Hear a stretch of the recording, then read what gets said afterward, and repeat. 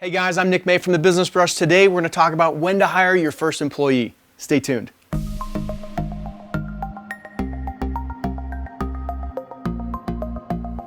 So guys ask me all the time, when should I hire my first employee? Well, I'm going to tell you what I did, and that's what I think you should do.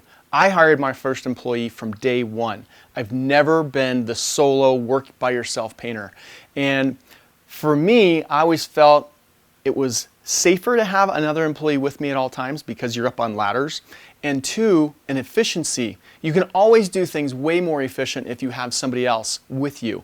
Whether that's loading up ladders or you're on high things, you have to have somebody else holding the ladder, or when you're just cleaning things up. So after you figure out when to hire, and that's from day one, then you have to figure out who are you going to hire.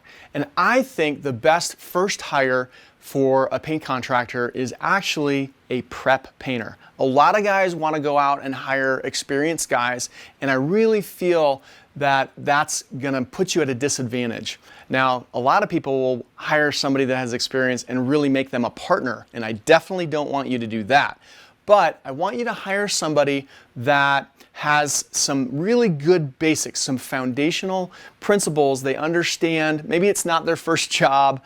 Maybe they come from outside the industry. What we look for right now is actually hiring people from the food industry. So people that have worked in big hotels or big restaurants that have the understanding of a lot of systems and processes. Because in food preparation, they have to keep their customers safe. So if we're going to teach somebody how to paint, it's a system, and we want somebody that can be easily trained. So now we have to figure out how. How do we find the right person? I hear guys talking all the time, there are no good employees out there.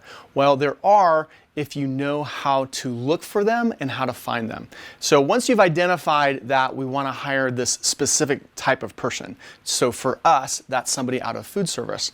Well, now we have to do a scripting that will attract them and get them interested in working for us. So we really have to think through, how do we market this job? Just like you market your painting company, we have to market this opening, this job opportunity for somebody. To do this, I typically use Craigslist, but you have to have a good call to action, and you have to show a little bit of personality.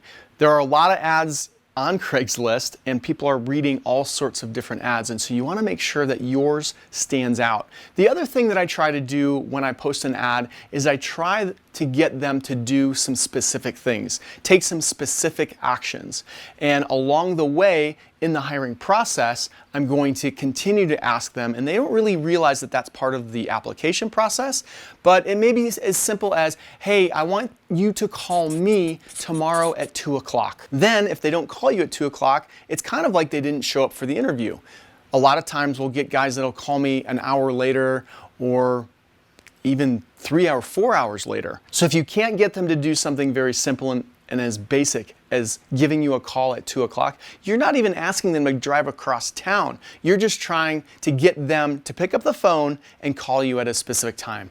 So that's one little test that you can do. The next one is actually meeting them face to face. After you've had a conversation on the phone and you've talked to them and you've figured out, yeah, this person is worth me spending a couple minutes face to face with, then you're going to set up an interview, set up a meeting. Now, for us, people come to our office, and that's super easy. But it wasn't always like this. I used to meet all of my guys in a Starbucks, and that has its own unique challenges, but I still have guys working for me today that go all the way back to meeting them at a Starbucks for our face-to-face interview. Now, when it comes to the face-to-face interview, I keep it pretty simple. I don't have a million questions to ask. I really just want to have a conversation. And at this point, I'm just trying to figure out, can I work with this person on a regular basis? Now, we have a new system where we actually have guys come into a training center, but you probably don't have access to one of those.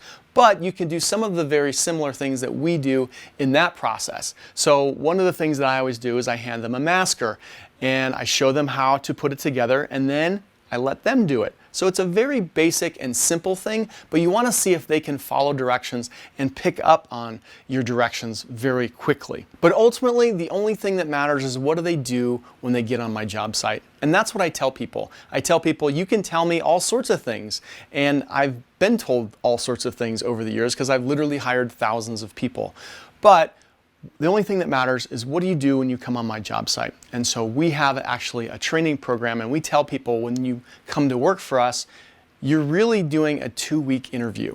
And so every day it's, are we going to have you back? Because ultimately it all comes down to production and your team working with this person. They will never tell you, I'm going to be late all the time, my car breaks down, my kids get sick. None of that stuff is going to be talked about from their perspective. They're only going to tell you the good stuff. I'm a great worker. I learn really quickly. I follow directions, all the good stuff that an employer wants to hear, because they're just not going to bring up the bad stuff. And the last thing I'll tell you is hire slow. Any hire that you have is going to be an investment for you.